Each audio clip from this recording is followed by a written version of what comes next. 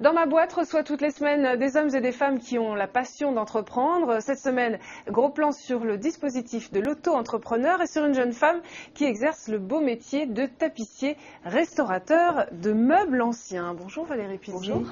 Alors, votre auto-entreprise s'appelle Maison Salamandre. Vous allez nous expliquer ce qui vous a amené à vous lancer.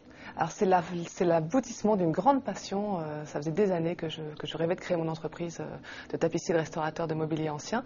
Après 10 ans de cadre commercial, j'ai profité d'un licenciement pour me mettre à mon compte. D'accord. Et alors du coup, vous avez dû faire une formation spécifique? Alors, tout à fait. Je me suis formée pendant 4 ans, donc c'était quand même une jolie formation.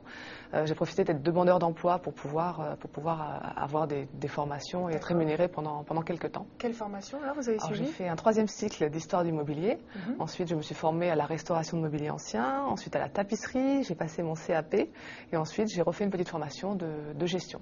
Alors le statut de l'auto-entrepreneur, ça permet de créer sa boîte de manière plus simple que si on avait à subir un peu la paperasserie habituelle. Dans quelles conditions est-ce qu'on peut devenir auto-entrepreneur? Est-ce que par exemple il faut un capital de départ? Alors vous n'avez pas besoin de capital de départ. Quand j'ai fait cette formation de gestion, je voulais au départ m'installer en EURL. C'est lors de cette formation que j'ai entendu parler du statut d'auto-entrepreneur.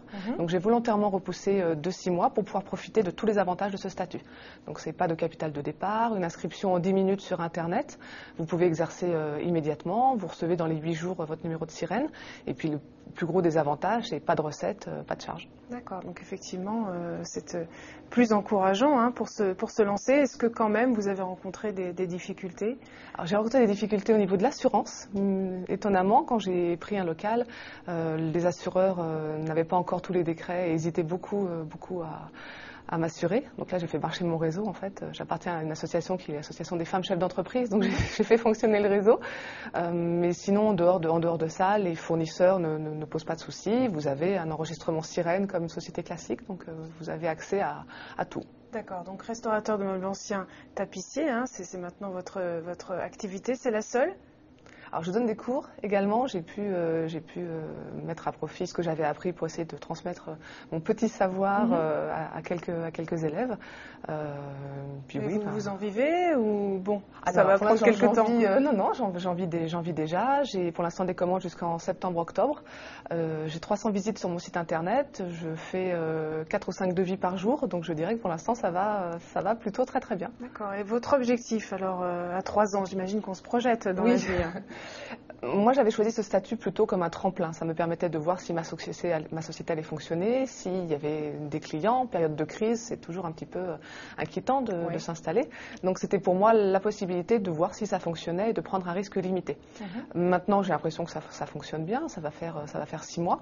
Donc, je pense que j'évoluerai vers un statut classique, celui que je voulais prendre au départ. Vous nous avez amené, dans ma boîte, c'est l'occasion de le faire, vous nous avez amené un objet fétiche et il s'agit d'une salamandre. Tout à fait. D'après le nom de votre entreprise, qu'est-ce que ça représente pour vous? Alors, c'est le nom de mon entreprise, mais il n'a pas été choisi par hasard. La salamandre était l'emblème de nombreux rois, notamment de François Ier, qui était un grand ami des êtres et des arts et qui a vraiment introduit notamment Léonard de Vinci en France et qui a beaucoup fait pour la France. Et la salamandre est un animal aussi mythique qui a la capacité de se régénérer quand elle se blesse.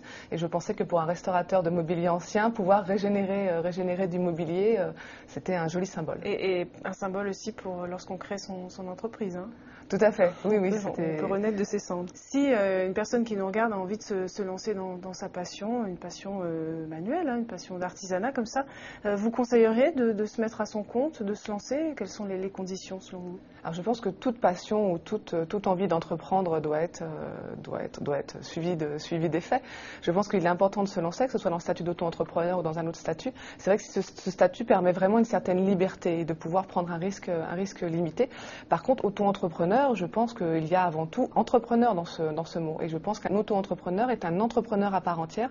Donc c'est bien de se lancer, mais c'est bien aussi de prévoir, d'avoir un petit peu une politique stratégique et commerciale et de voir un petit peu au long terme. Puis de faire des études de marché avant de se lancer, ça peut être une bonne idée aussi.